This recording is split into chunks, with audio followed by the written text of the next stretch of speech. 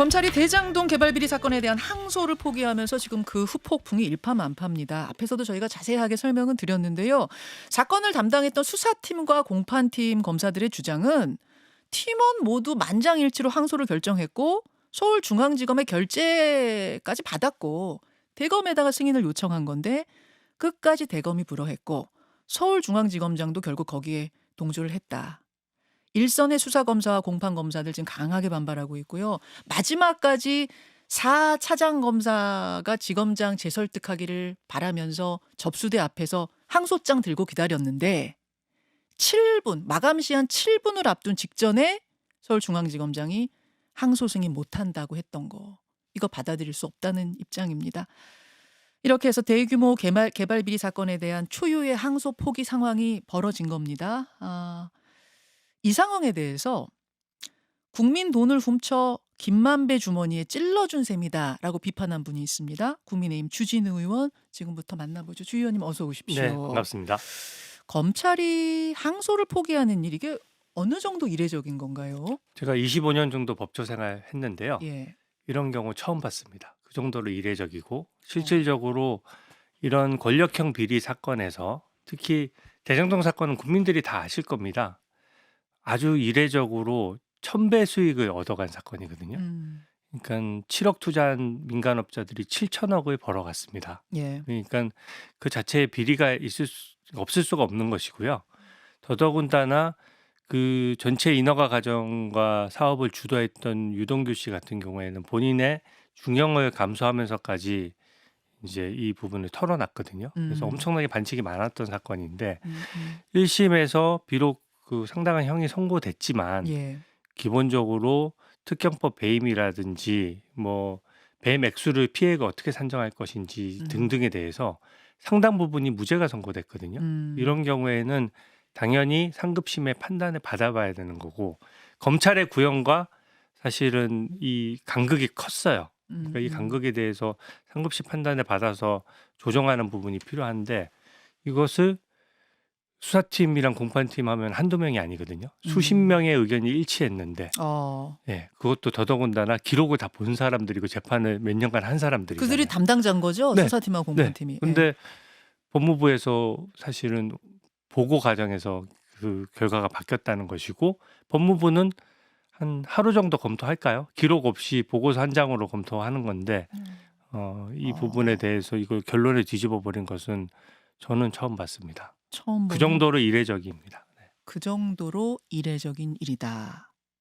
근데 국민들이 그 1심 판결을 10월 말에 들었을 때는 중형 선고됐네. 누구는 8년, 뭐 누구 8년, 누구 5년. 네. 중형이 선고되고 법정 구속됐으니까 꽤 뭐 적절하게 내려졌나 보다. 그래서 검찰이 항소 안 하나 보다 이렇게 생각했는데 네. 지금 말씀을 듣고 보니까 추징금 문제가 해결이 안 됐고 네. 그다음에 특경법상 배임이 아닌 업무상 배임으로 이 적용이 된 부분 맞습니다. 이런 것들이 여전히 다퉈볼 만한 거였단 말씀이에요. 딱 하나만 예를 들면요. 예.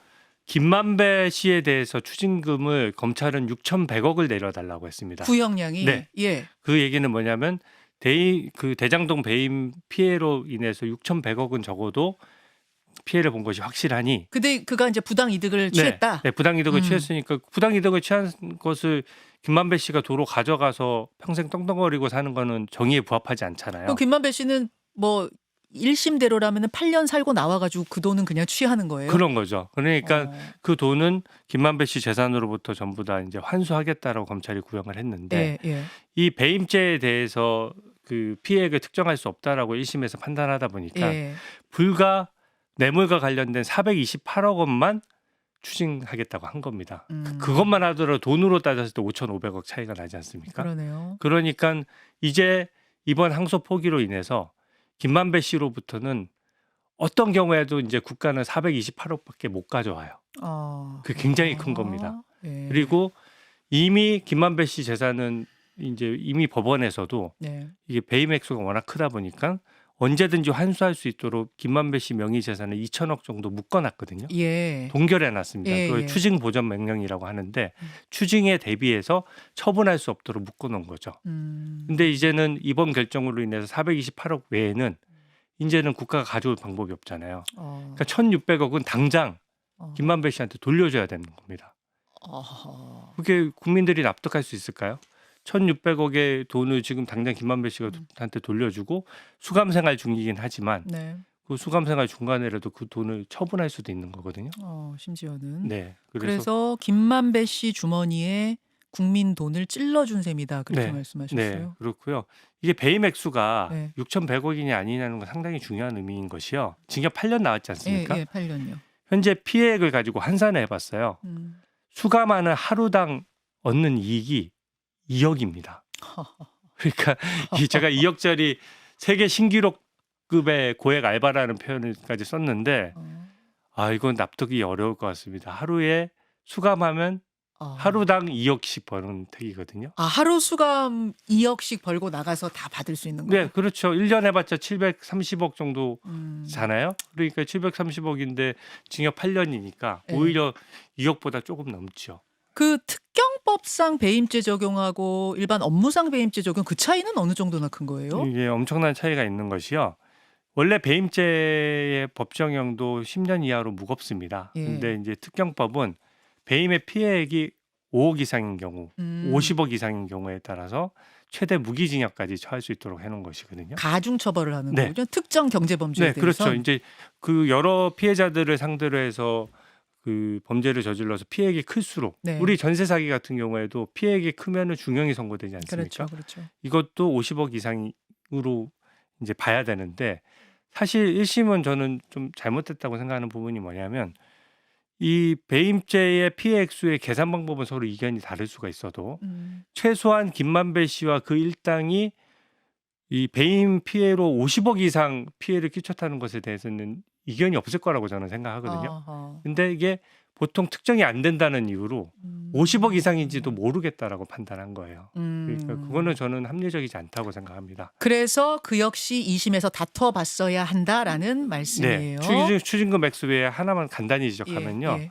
이렇게 되면요. 지금도 정권이 바뀌니까 남욱 같은 사람들이 예전에는 검찰에 어떠한 강압 수사도 없었다라고 법정에서 증언까지 한 사람인데 예. 이제는 마치 검찰이 강압 수사에서 본인이 허위 진술한 것처럼 말을 번복하기 시작하잖아요.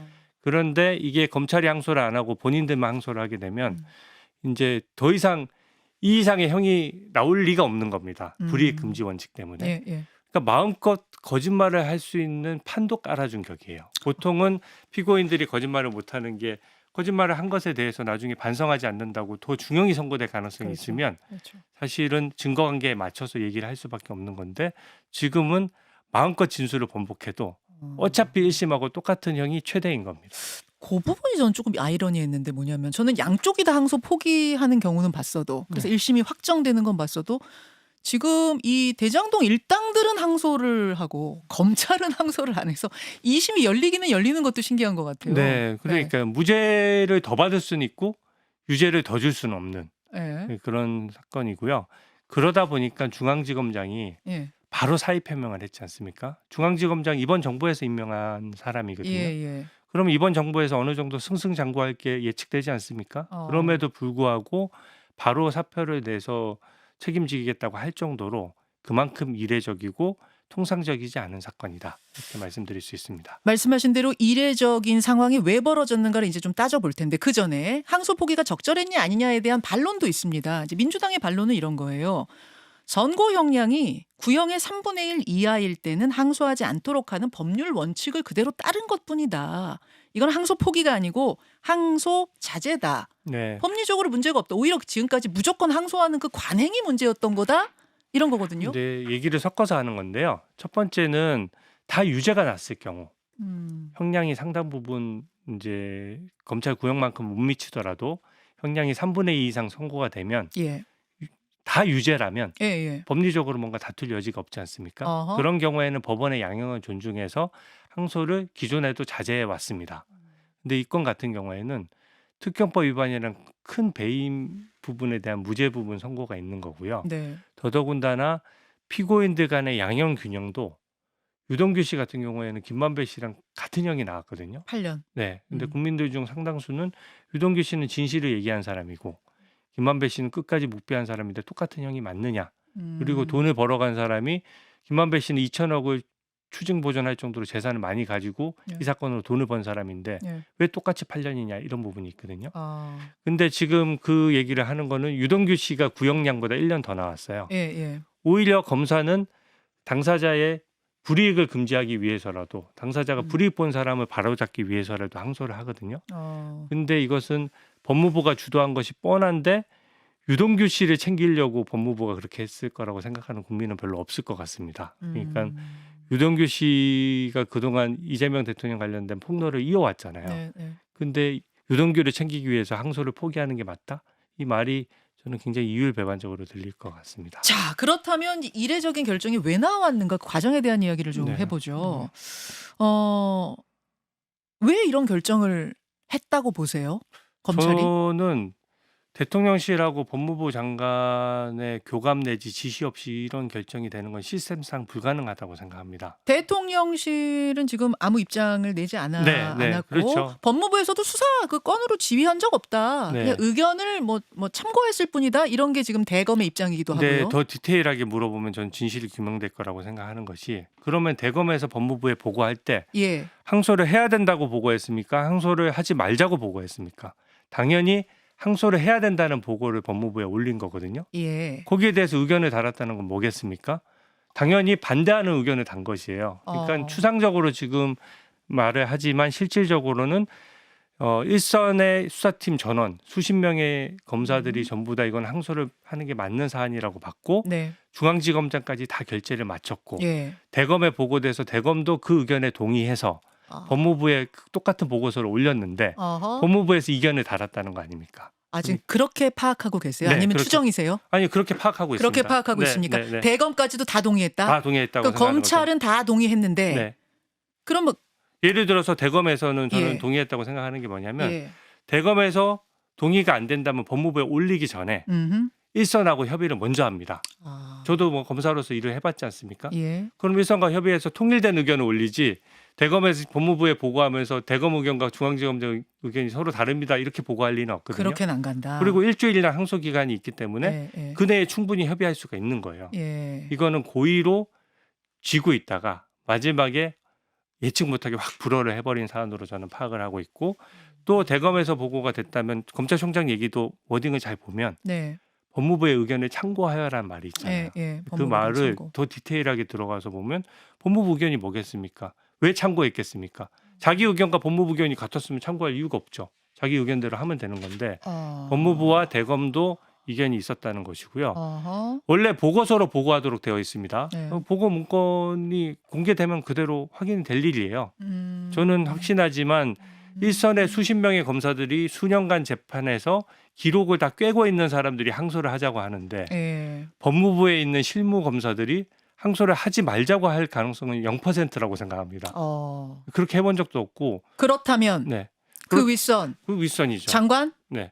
정성호 장관이라고 보세요? 정성호 장관의 이 중요한 사건에 정성호 장관의 허가 없이 예. 이게 내려갈 수가 있을까요? 그리고 실제로 그 수사팀에 폭로가 있었어요. 저는 진실이라고 봅니다. 그 강백신 네. 검사? 네, 자기가 듣기로는 법무부와 그 검찰총장이 반대해서 어쩔 수 없이 이게 좀 결재가 안 나고 있다. 이런 네. 얘기를 중간에 들었거든요. 대검도 항소할 사안으로 봤지만 네. 법무부 장차관이 반대했다고 하더라라고 강백신 검사가 말했죠. 네. 근데 예. 그게 왜 그 과정을 강백신 검사가 알 수밖에 없냐면 예.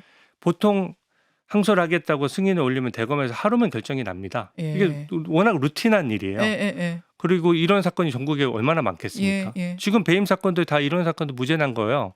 100%다 항소합니다. 포기하는 경우가 없어요. 예. 그러면 일선의 다른 배임 사건도 다 포기해야죠. 근데 이런 것들을 올렸을 때 바로 결론이 나는데 결론이 안 나고 며칠을 끄니까 경위를 알아본 거죠. 예. 이래저래 왜 끄냐. 대검 간부들하고도 수시로 통화를 했을 겁니다. 네. 그 과정에서 들은 내용을 사실은 털어놓은 것이기 때문에 그 얘기는 저는 진실이라고 그럼 생각합니다. 쥐고 있다가 마지막에 얘기했던 건 법무부에서 쥐고 있었다는 말씀이 아니면 뭐 누가 쥐고 있었다는? 법무부와 대검의 그 시간까지는 제가 복귀할 수 없어도 확실한 거는 접수 기한 마지막 7분 전에 최종 통보를 해줬다는 거 아닙니까? 그렇죠. 예. 그 얘기는 사실은 언론에 알릴 틈도 없었다는 거거든요. 저는 좀 안타까운 것이 아마 검사들도 설마 했던 것 같아요. 설마 이렇게 중대한 사건에서 이렇게 표시나게 김만배를 일방적으로 봐주는 결정을 과연 검찰이 할 수 있을까라고 생각하고 끝까지 믿었고 검찰총장이 법무부 장관이 이견이 있더라도 설득해 줄 것으로 믿고 기다렸는데 아하. 이게 갑자기 안 되니까 사실은 하루 전에 이 사실이 언론에 알려졌다면 예. 저는 국민 항소가 여론. 됐을 것 같거든요. 솔직히 여론이 움직여서. 그러니까 여론이 움직이지 못하게 하기 위해서 마감 시한인 자정 7분 전까지 쥐고 있었다 이 말씀이신 네, 거예요. 그럼 그렇게 보는 거죠. 자, 그럼 그 쥐고 있어서라도 이것을 반드시 항소를 못하게 해야 된다라고 이야기한 판단한 가장 윗선은 어디라고 보시는 거예요? 저는 사실 정성호 법무장관 같은 경우에는 대통령과 사법연수원 동기지 않습니까? 예. 제가 대통령실 내부에서 누가 연락을 하고 이런 것까지는 몰라도 어느 정도 상호 교감이 되지 않고서는 이런 결론을 내리기 어렵다라고 생각합니다. 대통령과요? 네. 그러니까 왜 그러냐면요.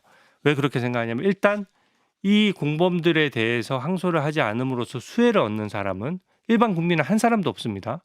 김만배 씨하고 또 현재 기소돼서 재판이 정지돼 있는 이재명 대통령 2명이 가장 최대 수혜자거든요. 수혜자 모르게 할 수 있느냐. 이게 첫 번째고요. 두 번째는 정무적 부담도 엄청납니다. 사실은 저는 대통령실 참모들이 설사 이런 건의가 법무부에서 올라갔다고 하더라도 예. 저는 거절했어야 된다고 봅니다. 왜냐면 이해 충돌이 너무 직접적이다 보니까 아하. 사실은 국민들이 이게 쉽게 넘어갈 이슈가 아니거든요. 제가 봤을 때는 이 결정 나고 나서 그날 저녁에 정성호 법무장관이 여의도에서 치맥 파티를 했다라는 내용이 있어요. 예. 그 얘기는 이 사안을 생각보다 작게 본 겁니다. 설사 뭐 형량도 많이 나온 사람도 있는데 항소 포기해도 대충 넘어가겠지라고 했는데 이게 김만배 씨의 이게 돈을 수천억 원 국가가 오히려 돌려줘야 되는 문제가 있는 데다가 그 이슈도 저는 캐치를 못한 것 같아요. 자세히는. 좀 만만히 사소하게 봤다 이 말씀이에요? 사소하게 본 것이죠. 그럼 대통령실에 보고 안 했을 수도 있는 거 아니에요? 하지만 그 장관이? 내용과 관련해서는 만약에 정성호 법무부 장관 입장에서는 어찌됐든 언론에 노이즈가 있을 게 뻔한 사건이고 예. 또 전체 사건 구도라든지 정무적인 판단에 있어서 많은 게 걸려 있는데 예. 그 이진숙 그 방통위원장 체포할 때도 대통령실이 보고 받았다라고 했거든요. 이 정도 사안을 보고 안 받았다는 건 저는 말이 안 된다고 생각합니다. 주진우 의원이 보시기에는 대통령의 의중까지 실려 있는 항소 포기가 아니겠는가? 네, 그 말씀이신 저는 그렇게 생각합니다. 겁니다. 아까 이해 당사자, 대통령도 이해 당사자라고 그렇게 말씀을 하셨는데 사실 이 재판은 대통령하고 관련된 재판은 대통령 재판은 아니잖아요. 너무나 직접적인 이해관계자죠. 공범으로 공모하여라는 얘기가 양쪽 재판에 공소장에 다 명기가 돼 있고요. 물론 재판은 따로 가고 있지만 재판의 서로 시기- 언급이 된다. 네, 공범관계에 있어도 따로 재판이 가는 경우는 많습니다. 보이스피싱 같은 경우에도 총책이 늦게 잡히면 모집책보다 더 늦게 재판받는 경우가 있거든요. 근데 이 건 같은 경우에는 1심 재판에서 이재명 대통령의 실명이 401번 거론이 됐습니다. 예. 그 얘기는 사건 곳곳에 등장한다는 얘기고 이 사건에서 피고인들이 진술이 번복되거나 하면 제일 먼저 수혜를 보는 사람은 이재명 대통령이다. 알겠습니다. 이거는 거죠. 그런데 지금 민주당에서는 이번 논란을 대장동 수사팀의 집단 항명이다 이렇게 보고 있습니다. 김병기 민주당 원내대표는 김건희 때는 왜 가만히 있었느냐. 이번 사태의 본질은 한 줌도 되지 않는 친윤 정치 검사들의 망동이다. 조직적 항명에 가담한 강백신 검사 등 관련자 모두에게 단호하게 책임을 물어야 한다 하면서 법무부가 당장 감찰에 나서라 이렇게 주문을 했거든요. 네. 항명이란 부분은 어떻게 보세요? 이게 검사가 한두 명이 나선 게 아닙니다. 수사팀에 관여된 사람이 수십 명이고요. 또 실제로 재판을 또 수사검사를 재판에 못 들어가게 해서 재판을 하는 검사들은 또 다릅니다. 공판팀이 따로 있죠. 공판팀은 따로 있고 이번 정부 들어서 검사들 인사도 새로 해서 이번 정부 들어서 맡게 된 사람들도 있어요. 더더군다나 중앙지검장은 이번 정부에서 임명한 사람입니다. 예. 그 분들이 전부 다 사실은 이게 항소가 하는 것이 맞다고 판단했기 때문에 결재까지 했던 것이고요. 그 일선 검사들이 반발했을 때 중앙지검장이 바로 사표 냈지 않습니까? 그게 상징적인 장면이라고 생각을 하고 실질적으로 초임 검사조차도 지금 검찰총장이 용퇴를 요구하고 또 실제 검사들 일선 검사들 아마 본물 터지듯이 터질 겁니다. 터질 거라 보세요? 네. 왜냐하면 이거를 매일 처리하는 검사들 입장에서는 이렇게 되면 일 못합니다. 검찰총장이 대행입니다만 네. 뭐 거취를 결정해야 된다고 보십니까? 저는 거취를 결정하는 건 너무나 당연하고 어. 거취를 결정하지 않고서는 못 버틸 것이라고 생각합니다. 그렇게 보세요. 네, 지금 네. 분위기가 그 정도로 부글부글해요. 네, 검찰 저는 분위기가. 네, 훨씬 부글부글하고요. 예. 실제로 주말이어서 사실 저희가 못 느꼈잖아요. 예. 산발적 오늘 난리가 날 겁니다. 그래요? 왜냐하면 검사들 입장에서는 이게 검찰권 행사에서 정치 권력이 개입했다라고 인식할 수밖에 없는 상황이거든요. 법무부 장관이 도어 스태핑 곧 탄다고 하는데 10초 정도 남았습니다. 어떻게 입장 취해야 된다고 보십니까? 법무부 장관이 저는 지휘를 했다면은 지휘했다고 떳떳이 밝혀야 된다고 봅니다. 근데 그것을 감추는 것이 저는 이상하다고 생각하고 지휘를 했다면 서면 지휘를 했어야죠. 그게 책임지는 자세 아닙니까? 법무부 장관도 뭔가 입장을 취해야 된다고 보세요? 법무부 장관도 만약에 지시했다면 책임을 져야죠. 여기까지 듣겠습니다. 네. 고맙습니다. 네, 감사합니다. 김현정의 뉴스쇼는 시청자 여러분의 참여를 기다립니다. 구독과 좋아요, 댓글 잊지 않으셨죠? 알림 설정을 해두시면 평일 아침 7시 10분 실시간 라이브도 참여하실 수 있습니다.